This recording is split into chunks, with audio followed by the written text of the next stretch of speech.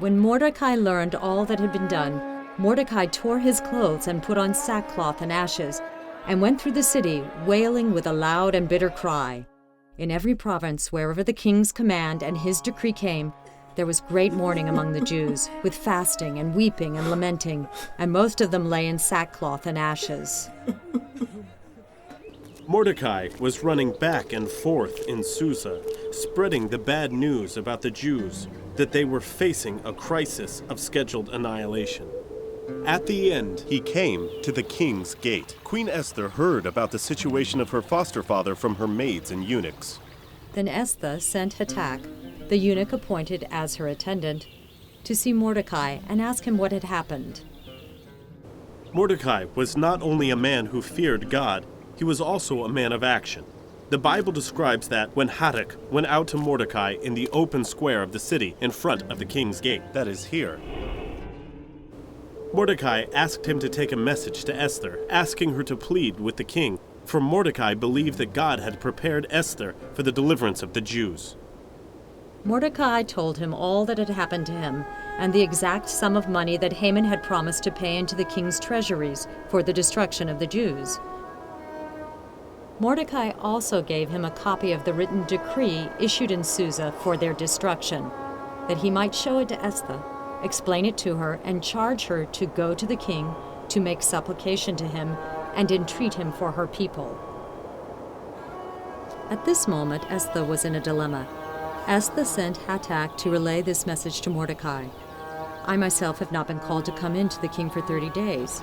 According to Esther chapter 4, verse 11, all the king's servants and the people of the king's provinces know that if any man or woman goes to the king inside the inner court without being called, there is but one law: all are to be put to death. Only if the king holds out the golden scepter to someone may that person live. Yet Mordecai refused to accept this response from Esther. He sent with the eunuch this reply to Esther: "Do not think that in the king's palace you will escape any more than all the other Jews. For if you keep silence at such a time as this, relief and deliverance will rise for the Jews from another quarter, but you and your father's family will perish. Who knows? Perhaps you have come to royal dignity for just such a time as this." Mordecai reminded Esther of 3 things in this short message. 1. Even if Esther did not speak up, God would for sure find another way to deliver and relieve the Jews. 2. If Esther did not speak up for her own people, she and her relatives would be despised after the calamity had passed. And 3. Don't ever think that Esther became queen by her own abilities and effort. She should have known that this was the special arrangement of God to save her own people at a time like this. From the words of Mordecai, Esther knew that her uncle was encouraging her to stand up boldly to plead on behalf of the Jews, but she also knew she would need the help of God, so she sent her reply to Mordecai: "Go, gather all the Jews to be found in Susa, and hold a fast on my behalf, and neither eat nor drink for 3 days, night or day. I and my maids will also fast as you do. After that I will go to the king, though it is against the law, and if I perish, I perish." I am especially touched by the word of Esther: "If I perish, I perish." It showed that she was ready to sacrifice herself in order to save the Jewish people. Furthermore, Esther also wanted all the Jews in Susa to gather, fast, and pray for her. This reminds us to find brothers and sisters around us in times of difficulty and tell them, "I need your prayers," because we believe that mighty is the power when many people gather together and pray in one accord. Just like what Jesus said. Again, truly I tell you, if 2 of you agree on earth about anything you ask, it will be done for you by my Father in heaven. For where 2 or 3 are gathered in my name, I am there among them. Who knows? Perhaps you have come to royal dignity for just such a time as this. These encouraging words from Mordecai inspired Esther to be bold and determined, helping her to understand God's true purpose for her being the queen of the empire. These words can also be great encouragement for us today. God made each of us with unique qualifications and provided unique opportunities. We must be willing to make good use of our position, seize good opportunities, and fulfill the will of God in our lives. Esther chapter 5 verse 1. On the third day, Esther put on her royal robes and stood in the inner court of the king's palace, opposite the king's hall. The king was sitting on his royal throne inside the palace, opposite the entrance to the palace.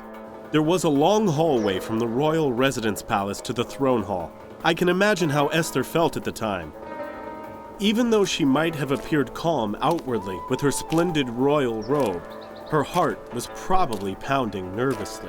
I believe she was praying to the Lord as she was walking along.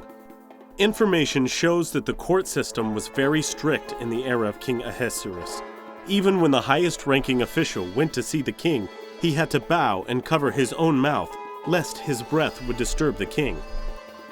As mentioned before in chapter 4, verse 10, anyone who went before the king without invitation would be put to death. Esther chapter 5 verses 2 to 3 records this scene. Esther went in to see the king.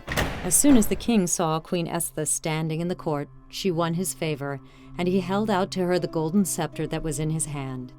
Then Esther approached and touched the top of the scepter. The king said to her, "What is it, Queen Esther? What is your request? It shall be given you even to the half of my kingdom." So wonderful was God's plan. Not only did the king not condemn Esther when she went to see him without invitation, he even offered to give her half of the kingdom. God gave Esther wisdom to know that it would be too hasty then to accuse Haman. God also revealed to her that the way to win a man's heart was to gratify his stomach. Therefore, she invited the king and Haman to a banquet prepared by her. So the king and Haman came to the banquet that Esther had prepared. While they were drinking wine, the king said to Esther, "What is your petition? It shall be granted you. And what is your request? Even to the half of my kingdom it shall be fulfilled." At this time, Esther felt God's timing was not there yet. She pleaded with King Ahasuerus once more.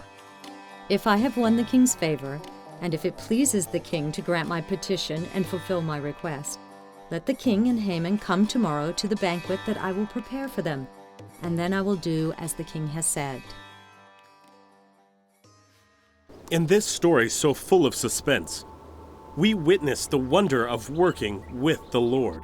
Esther risked her life and entered the throne hall, carefully prepared a delicious meal to entertain the king and Haman, and waited for the right time to plead for the safety of the Jews.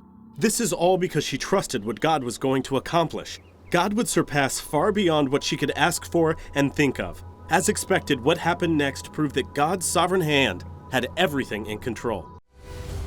At Spring of Water International Ministries, we invite you to journey with us, giving seed to the sower and bread to the eater.